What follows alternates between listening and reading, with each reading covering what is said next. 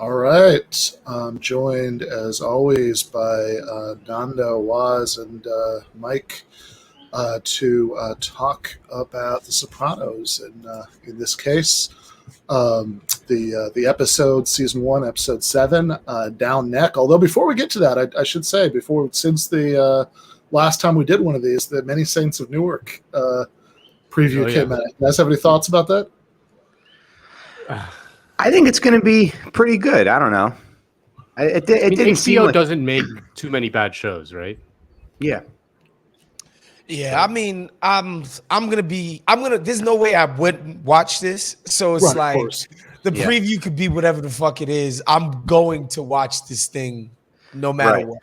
I mean, it was a little weird. Gross. It was a little weird seeing Ray Liotta kind of shoehorned in. I guess he plays the boss of the Mayo family that they never brought back or anything.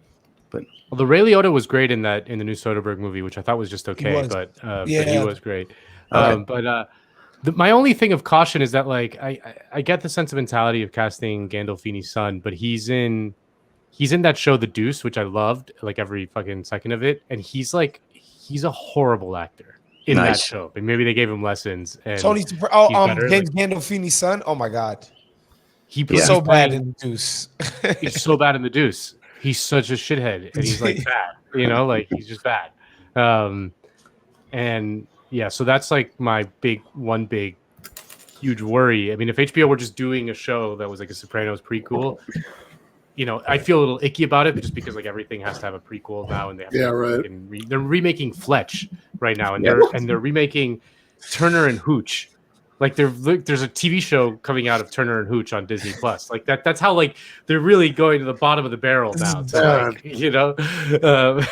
Hooch was not some fucking giant phenomenon or anything no one remembers that movie.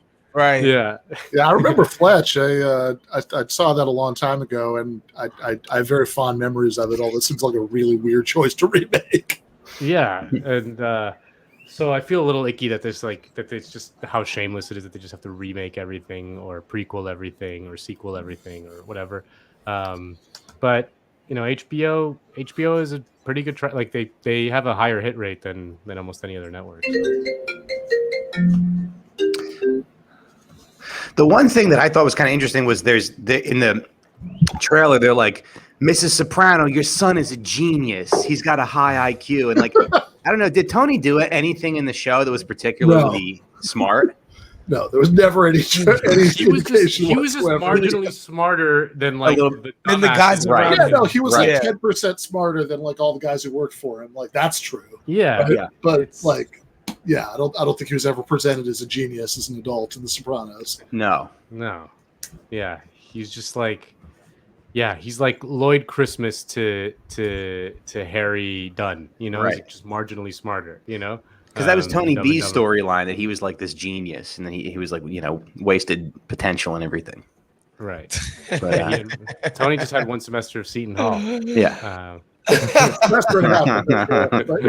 Little Tony Soprano's doing a Rubik's Cube and he's got a chemistry set in his room. Yeah. Well, it's good timing because little Tony Soprano shows up a lot in this episode because Tony is worried about AJ and how he might be influencing AJ, and it's making him think back to his relationship with his family as a kid. But we will get to that. So as the episode starts out, there's a classic Sopranos thing that's just perfect in terms of the dumb it's the ultimate dumb kid thing that they steal the sacramental wine just before gym class so that they're drunk because they're trying to do gym class. And so one of them one of them throws up and and it's a whole it's a whole thing. Carmela calls in Tony from shaking down some construction site to come yell at him. I got sand up my fucking ass. It's such a fucking, and I'm starving here. I love that one of the little kids is like, man, it's the Sacramento wine. Like thinking like in the back of his head, like, is Jesus gonna like, Jesus is, like Jesus is gonna be mad about this one. He's like, it's not Sacramento wine, so it's blessed that you fucking dumbass. Yeah, there's a lot of. I mean, that's great too. Actually, right? I skipped right over that, but like the way that like all the kids are like lawyering the theology of it. That they're, that there's that, and there's also like one of them asks, "Are you going to confess it?" And I think AJ says, "Well, I'll confess that I stole. I won't say what I stole." It's like that's okay. God will be okay with that because technically I've confessed. Yeah, and it's one of those. It's one of those things that is a trope of just like going to Catholic school, right? Like everybody kind of knows an altar boy, and you're part of the staff when you're an altar boy or whatever. So that's why I would assume that they like know where everything is. You know what I'm saying? Like you work for the fucking church, So it's so true to life that these kids would know exactly where the wine was stashed and be like, fuck it, let's drink it before gym class. Like it's those little touches that they absolutely fucking nail on this show. Yeah, and just the ongoing theme of this recap show of The Sopranos is that it's actually a labor show. When Tony confronts like the construction boss, and he's like, "This is a union safety rep right here. You're talking, But they don't like come back to that in the like. I don't know what the point of that scene is really in the episode. But it was very funny. I think it's like a way to like sort of demonstrate what Tony's day is like, right? Like when he's not at the Bing. Yeah. This is what he does for work. Like this is his job. Yeah, totally. Like I think that's exactly the point that they want to. Plus, it's the contrast that like, because he's being called back to yell at AJ, for misbehaving. And so he's being called away from work. And so, what is work? For Tony, it's, shaking down the people at the construction site. So it's just like, it's not doing anything dramatic or violent, but it's just like, this is just your day-to-day bread and butter, mob stuff. Bread and butter. Exactly. It's also nice. It doesn't really matter for the episode, but it's like a really good season 1 Christopher thing that like he's just like such a whiny little shit, like at this stage of his character arc. Yeah, he has to do literally nothing, and he's all he does is bitch. Like Tony has set you up in your whole fucking life. All you have to do is show up, and all he can do is complain about not getting respect. Right. Exactly. Because you've been like, literally, I think all he has to do is just stand there and be like, nope, we're still not going to restart. That's it, right? Like that's his whole job. Yeah. And but he's like complaining because he's hungry and he's been there too long, and the guy who runs the site is whining to him. So he's called back there to the office at the school, and they tell him that they've suspended AJ and the other boys, I guess, for 3 days. But in AJ's case, I don't know what the connection's supposed to be exactly, but they're worried that his misbehavior has something to do with him possibly having attention deficit disorder. It's a very 1999 thing that they're calling attention to that, the ADD, quite this much. And this episode is very big on nature versus nurture. Like that's the central theme of the episode. What do we inherit?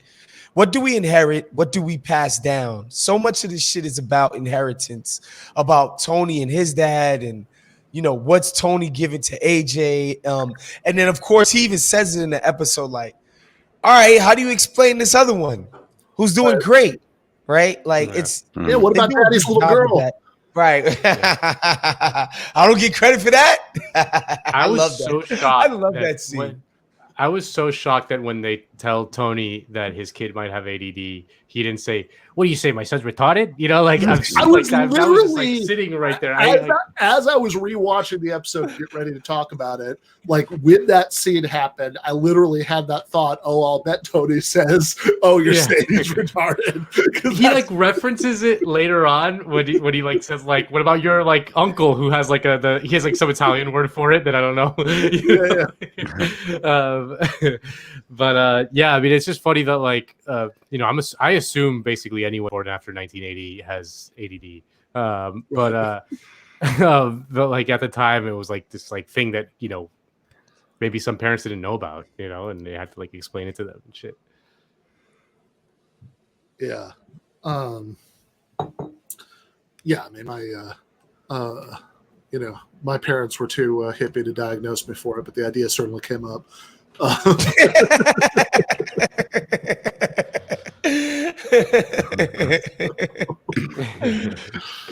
Yeah.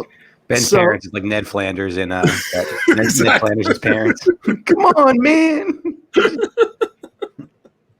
Exactly. So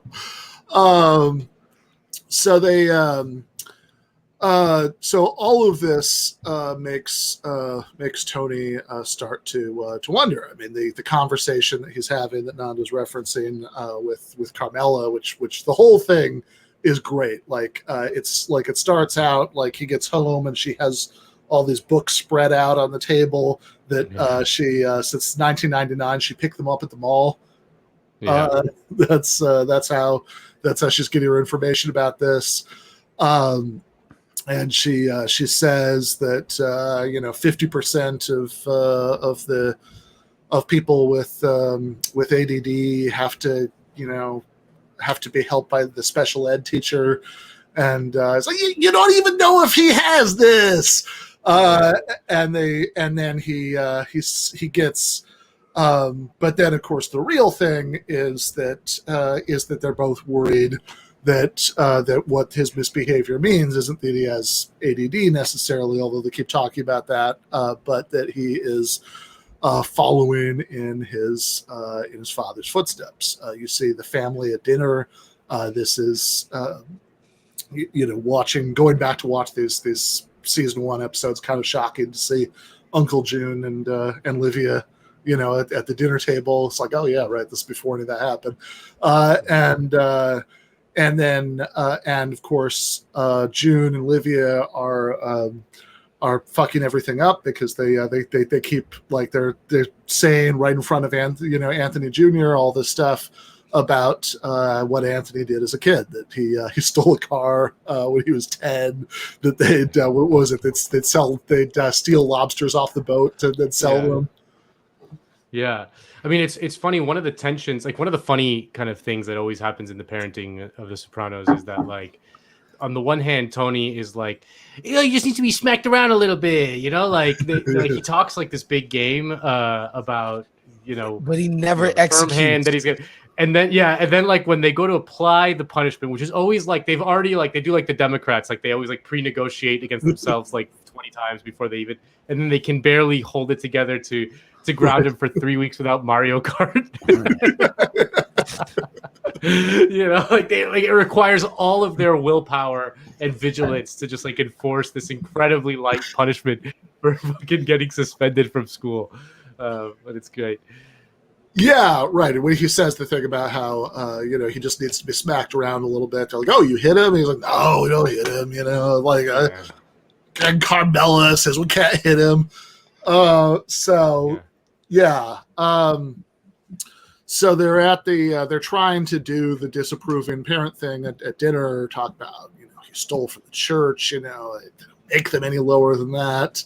And then, of course, Junior and Livia are talking about all of the way worse shit that Tony obviously did as a kid than anything his little suburban shit is ever going to do. Whatever happened to boys will be boys. And like what I like about Junior, his relationship to the kids whenever he's imparting whatever knowledge that he can, because he clearly has none. is he's always stirring the pot. That's his job. He feels like is to stir the pot, not to be in line with Tony or Carmela or any semblance of, order in a family. He just wants to stir the pot. That's why he comes in like Nando says, what happened to boys will be boys? Come on. No big deal. They're like, AJ, when your father was a kid, he was doing other kids' calculus homework because he was a genius. He was building rocket ships. At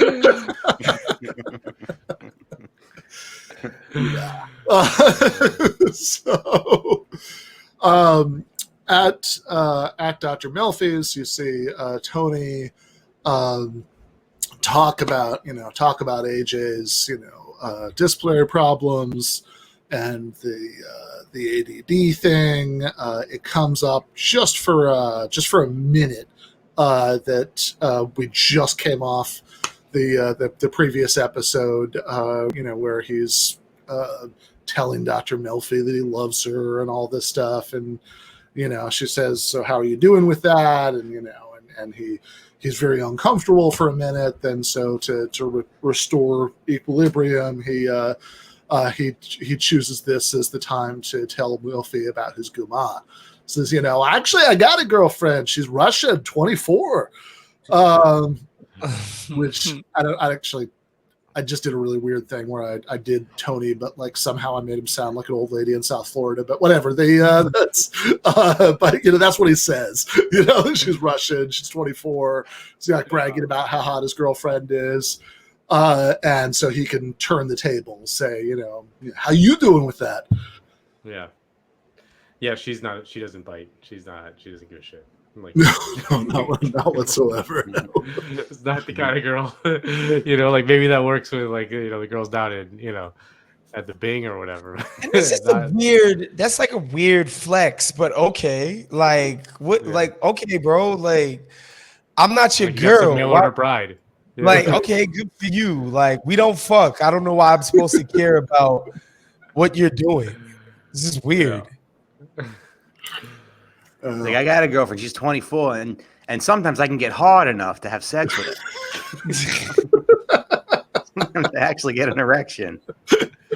Sometimes I don't need gas-station boner pills. I can't. Then he asked Dr. Melfi how old she is, thinking ooh, she just blows right past it, just doesn't even address it. She's like, I'm 43. He's like, 24 plus 19 is 43. I get a very high IQ. I'm a genius. That's 19 years apart. Right. Oh, man. So there's a nice transition when it's the next morning, or I don't know, whatever. It's probably 3 PM or something, because he's being woken up by hearing Carmela screaming at AJ to get out of bed and do things around the house and not play that damn music. In a hotel. Meanwhile, Tony's passed out on the bed. And so Pussy is not really in this episode, right? I don't think he's in it at all. Yeah, he's in it. No, he is. Okay. For just a minute, because they're at the Bing, in the back room or at the pork store, right? They have and they're playing pool, and he asked Pussy about how whether his kids have figured out he's in the mafia, basically. Yeah. And, right. He says I lied through my teeth. Yeah, I lied through my teeth, but they know. Yeah, I know. And that's also when we get Silvio saying that his daughter is, all this feminist shit about this place that it objectifies women. There was a family that I grew up with in Jersey. My brother was friends with one of them, and they were my age and my brother's age. And the dad wasn't actually in the mob, but they had new cars and they had every video game system. And their mom kind of dressed like a whore, she worked with the church, but she would come to school very sexed up, and she'd wear belly shirts and stuff, and they had the concrete, and their pool was pink colored. And Joe Masiello asked his dad one time, he's like, Dad, why do we have a pink pool? And the dad was like, it's not pink, it's salmon. And he always said that he worked in like the medical field or something. Hell yeah. Yeah. Hell yeah. Nice. So Tony is woken up by all this, and he goes to the medicine cabinet to take his Prozac, and the Jefferson airplane White Rabbit starts up. You know what that means? When the White Rabbit hits, we're taking a little trip to the 60s. Exactly. And so he thinks back to the 60s when he's outside playing. No, this is before that. He's like leaving for school, and his and Junior and his father Johnny Boy Soprano are getting in the car, and Livia's yelling at him, make sure he catches the bus or else he'll have to walk through the black neighborhood, this, which is like, Waz, I don't know anybody who talks like that, just to let you know. Nobody in my family would ever say such a thing. Black people are a looming threat or problem in The Sopranos. That's a theme. Like Negroes are a problem. That's like from season 1 on. Well, I think it's because like we just missed the cutoff of being white. We're like the last people in the door was open for. Picking up the ladder up after you. Ladder. Yeah, we're so scared that we're gonna fall down that we gotta like flex. Yeah. Although I will say, like, I think when he's doing the flashbacks, right, then it's like, yes, everybody's very scared of the black people and all the flashbacks. And in a lot of the present day stuff, it's more like, oh, if you want to get away with something, you should like lie and say the couple black guys did it, or that there's it's that kind of thing. Also a common theme in the show, yeah. So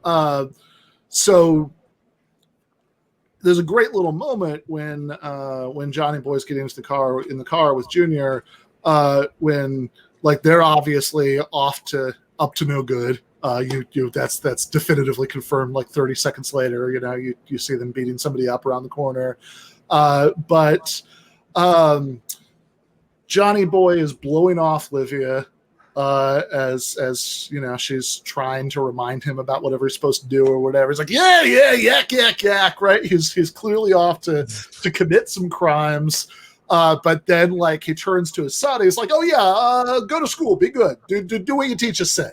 And it's so obviously the same dynamic with Tony and AJ that like, yeah, he like, what Johnny Boy felt like he was supposed to do, what Tony feels like he's supposed to do, is to like toe the line and like try to like at least mouth the right words to be a good parent, but it's obviously just not going to be convincing coming from them.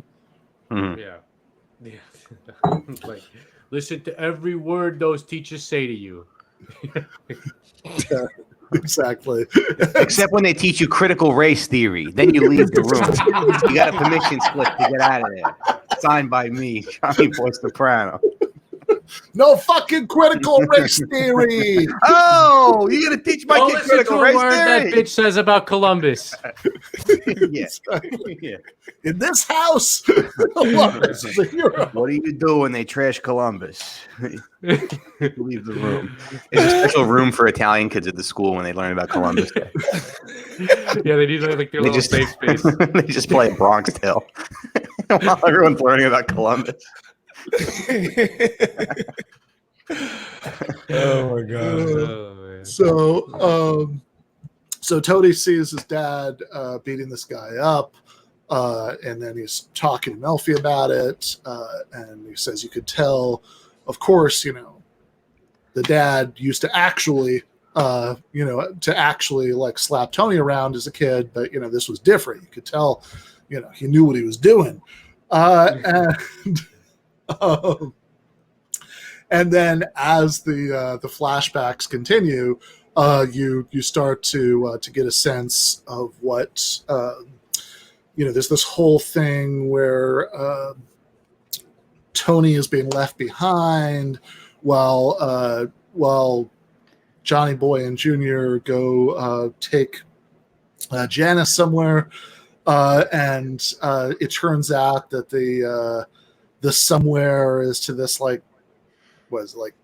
carnival thing. It's like an amusement park. Yeah, like an amusement park, right? So it's an amusement park, which when Tony figures out, he does this whole thing, which already establishes, by the way, how ludicrous, how much of a gap there's going to be between any bad behavior that AJ is going to be able to pull off or would think of to do in the first place, and what young Tony's going to be doing, because the whole thing where Tony's sneaking into the trunk and he's got it rigged up with a wire so the trunk door doesn't already close.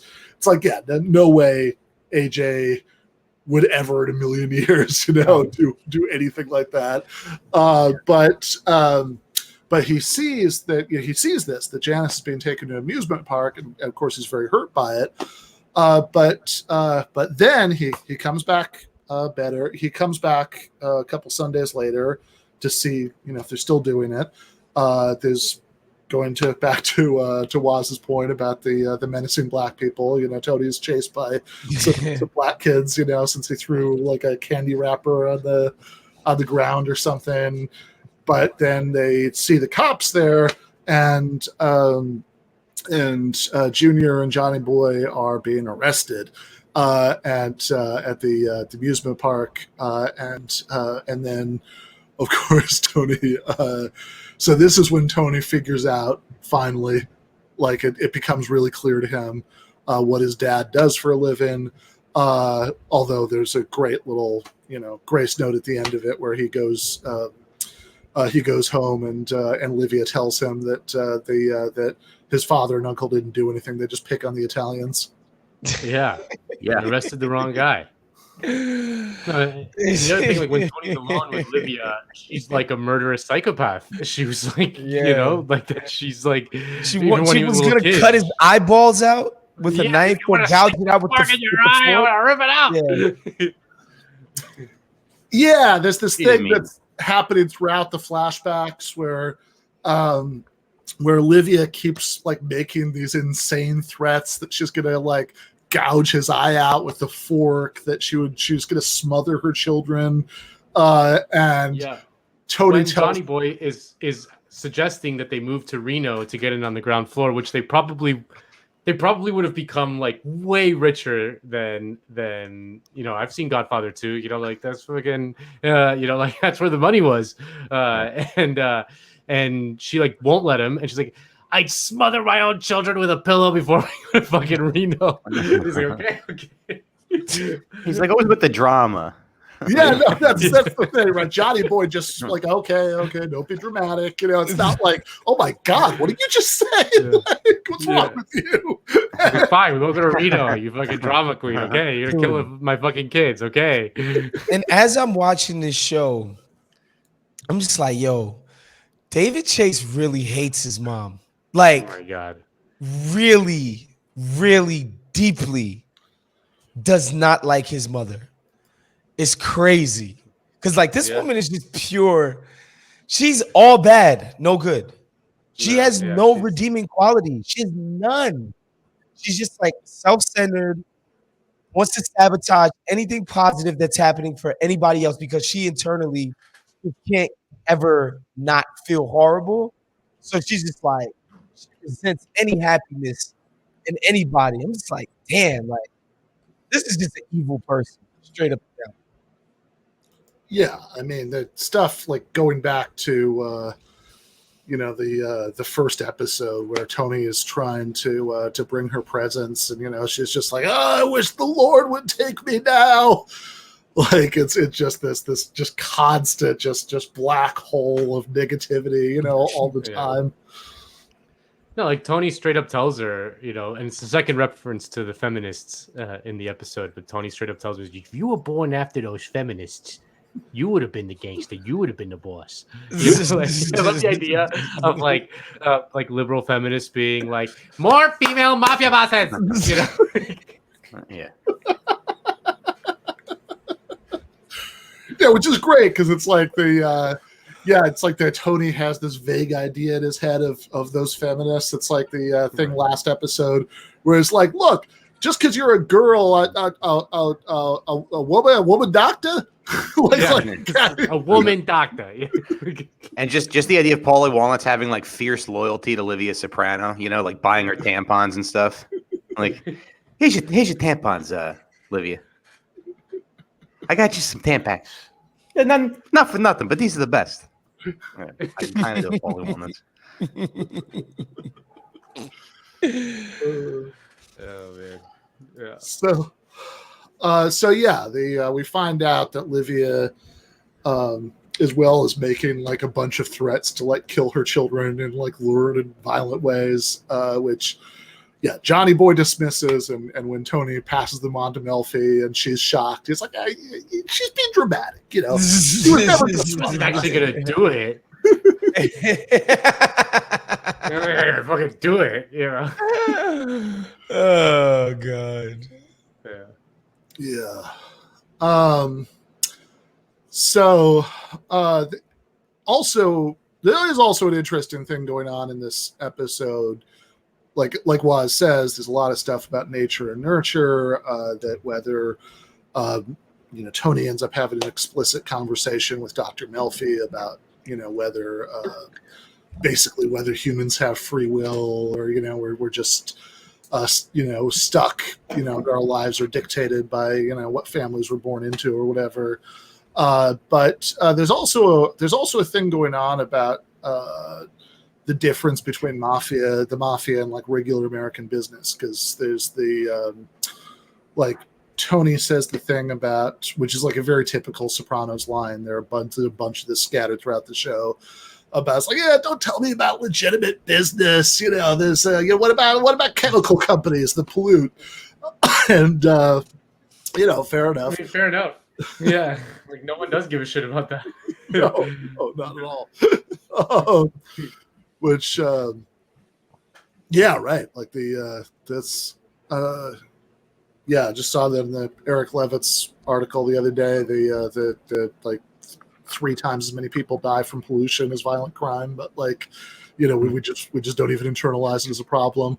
But but then like at the same time, when he's talking about the nature nurture stuff, he says, he brings up, of course, their daughter, but Meadow, but he also like one of his examples of how somebody can turn out bad despite having a great upbringing is Leopold and Loeb, and like the kids is like, their father was very successful, as a millionaire. It's like, well, hold on, I thought 5 minutes ago there's no difference between legitimate business and the mafia.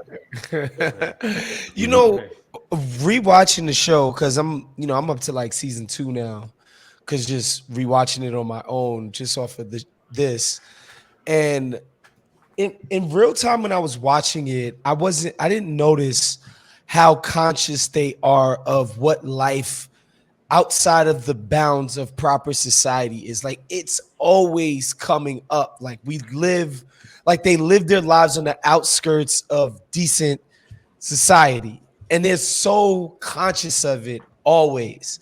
And like a few episodes later, like Tony's gonna hang out with Cusimano and his dentist homies, and they treat him like an outcast, and they basically treat him like a mascot for the mob. And like, they at every single turn, they're just they treat him like we treat Mike. They're just like, yo, this shit, like, they're showing you like, yo, this shit is tough. Like, fast money is dope, and having Gumars and all of that, like, that's cool, but like, it sucks a lot of the time living your life this way. Well, also, I mean, part of the tension is that back in the day, like back in the 50s or 40s or whatever of the mafia days, when neighborhoods were much more segregated, and like it was like, this is the Italian part of New York, and like this is the Jewish part of New York or whatever. Like, the local mafia kingpin would just live in the Italian part of New York, and then he'd just be that. He doesn't need to he doesn't need to kind of cosplay as like a suburban decent person, which is like always it's always a tension that the Tony plays, because like they've moved to the suburbs, like they live like bourgeois kind of comforts like everyone else, but like there's a tension between like going to the PTA meeting with like normal people and beating the shit out of someone because they're behind on their numbers or whatever. Yeah, I mean, taking Meadow on a college trip and taking the opportunity to kill a rat. Yeah, which comes up extensively in this episode because Tony is having conversations with Carl. Yeah, do you think Meadow knows? Maybe.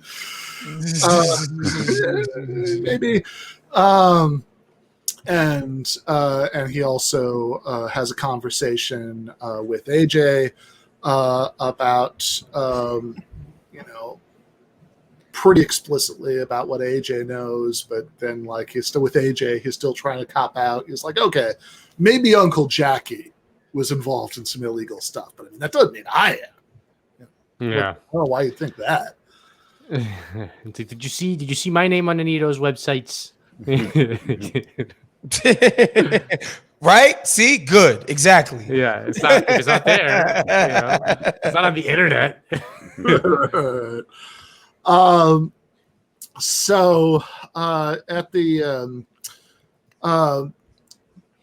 at the end, Tony, he goes to visit Livia in Green Grove, and we should also say that part of AJ's punishment, such as it was that he had to go visit Grandma in the nursing home, and while he's doing that, he lets slip. This is going to be important.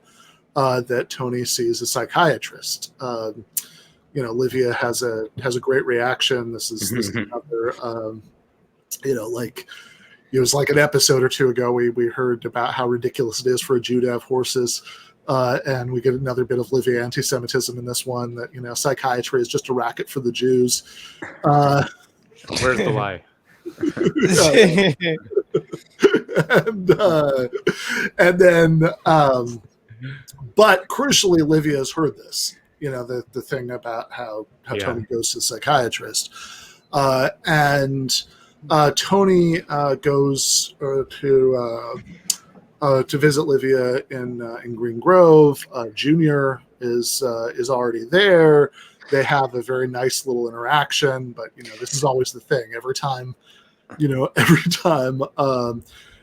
Livia is nice to somebody, like every time you ever see her being nice to them, like 10 seconds later, she starts talking shit about them. And she very quickly jumps to the conclusion that he's going there to talk about his mother. Like right away, yeah. She's like, he's going to talk about his mother. And I had kind of a similar thing with my family. Like a week ago, I was FaceTiming with my mom and grandmother, and my grandmother made a comment that my baby was looking kind of chunky, which we had just been to the pediatrician that day, and he's in like the 17th percentile for weight. So it very much felt like she was just trying to say something negative, which reminded me of Lydia. That's horrible. Yeah.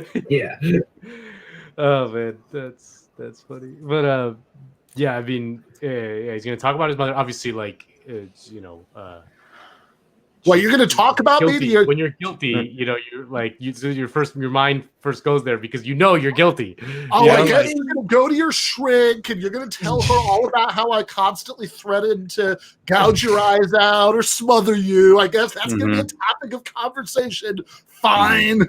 It's amazing. She makes everything about her. Like everything she sees through the lens of, okay, my son is in therapy. How does this relate to me? Everything is about her. Yeah, but she's not wrong. Yeah, facts. Yeah, they talked about her a lot in therapy, so fair enough. I even remember sometime much later in the show, there's like a dream sequence where another character in the dream asks Tony what he does in therapy. He's like, "Oh, I blame my mother." Yeah, good. Yeah.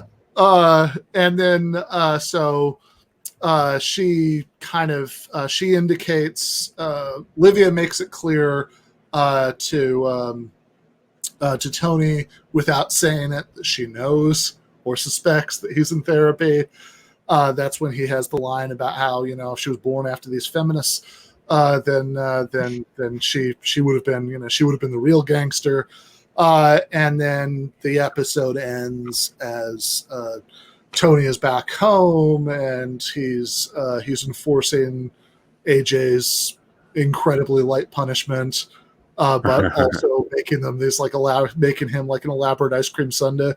Yeah. Right after working out, like that, he's like working. He's on the elliptical and he's sweating and he's watching his History Channel documentary. And like as soon as he gets off the fucking elliptical, like he just blows all, like just makes this enormous bowl of ice cream with like whipped cream and sprinkles and nuts. And AJ's like, should we get M&Ms? And he's like, yeah, we need M&Ms. You know, like just all out the window. Like it's just all out the window immediately. Is that not what you're supposed to do? No, that's not what you're supposed to do. No, very much no. Yeah, no, I thought it was a great episode. Honestly, like this was a it's heady stuff. Yeah, it's good stuff. You know, when Tony's like, I love like Tony when he's with Dr. Melfi and he's like wondering like what a normal life would be. He's like, maybe I'd be selling patio furniture in San Diego. Like that's like yeah. And then there's just like the classic Sopranos. They're too dumb to know the expression, so they misuse it. But Tony's dad, Johnny Boy, goes like, I got this fucking albacore around my neck.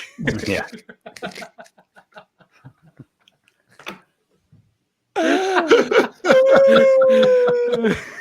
I posted a clip. So obviously the war happens or whatever, and it's season 2, and it's the first basically the first scene that Bobby Bacalao is in. And Tony like just dresses him down like, these are the new terms for Junior, blah, blah, blah, blah, blah. And Bacalao's like diplomatic and easygoing, sweetest guy as ever. Like they're making jokes, references about having clipped people that were part of his crew, right? And Bacalao's like, whatever, we lost, whatever. I'm just here to take my medicine and keep it pushing. And then he goes, to the victor belongs the spoils. Yeah, it's like just slightly like, off. And Tony literally said, get your fat ass out of here, Bacalao. The fuck out of here. Yeah, I mean, Tony's pretty sadistic, you know, with like people, like anybody who is not like, you know, there's no like chain of loyalty connecting him to right. And he also hates fat people. He's like very mean to fat people. Self-loathing. It's self-loathing. Right. Yeah. He's like, he just calls Bobby Bacalao like a fat fuck all day. He's just like slightly fatter than Tony. You know? Bacalao was leaning on his car in the episode that I watched, and he's like, "You gotta tip the shit over." It's like he might weigh like 25 pounds more than that. Oh my god, yo! You guys look like a weight loss poster before and way before. Vito and Bacalao.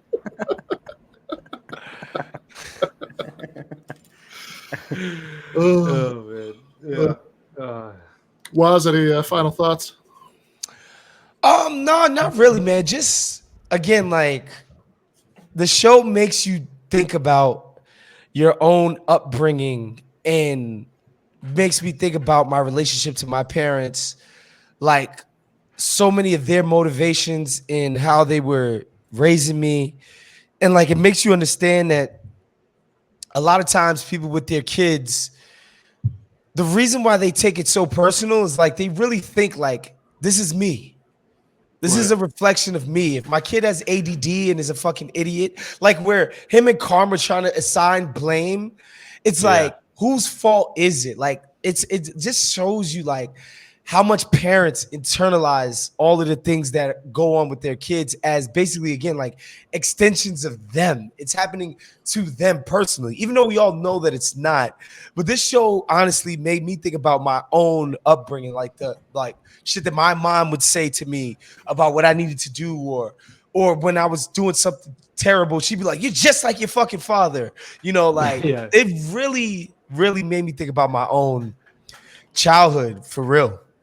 Well, there's also that great scene because there's an element of truth. Like, I mean, obviously Tony, like his whole thing, they just need to be smacked around a little bit. Like, is ridiculous, obviously. But there is an element of truth to like the over kind of, that they go a little too far. In like, there's a scene where they're giving them AJ's results from the ADD test, and he's like, "Well, it's a very interesting case with young AJ. We usually use minimum of 6 out of 9 categories to determine whether the child has ADD, and AJ tested positive for 5, clearly saying like we still want to like prescribe all the shit, like even though and then the 5 he passed the test, or like he cuts in line and he fidgets and and he's like and then Tony's like what is a fidget? He fidgets. What constitutes a fidget? Like what exactly does a fidget mean?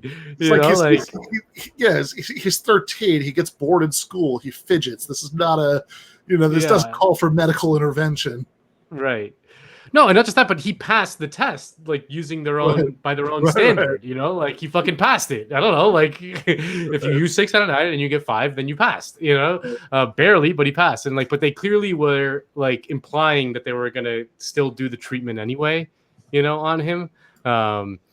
So like, yeah, there is something to like the over, just like kids, like especially in America, like just this feeling that like every single aspect of parenting and like about your kids has to be controlled, and everything is a potential kind of medical thing, instead of just kind of like sometimes they're just kids and they grow out of it. I don't know, like just leave them alone. Mm-hmm. Mike, final thoughts? I guess we kind of skipped over Johnny Boy just sort of brushing off Livia's comments about I'll smother my kids with a pillow, because my dad was very good at that. Like my mom would really kind of dig into my dad's soul, and he was very good at like, she would say really mean stuff, and he was very good at like brushing it off. Like one time they were going to, like they were going to a wedding, and my dad was like, they were carpooling with another couple, and my dad was like, I don't want to have to mingle in the car. And my mom just got mad. She goes, this is why you have no friends. And he was just like, all right, Barb, whatever. that I identify with that a lot. Like, go. As Mikey Palmisi will say in a later season, go take a Midol to his wife right before he meets his end. Fair enough. Spoiler alert. Sorry. Yeah, that's all right. All right. Thanks, guys. This is fun. All righty. Of course. Later, fellas. All right. Later, guys. Stuff.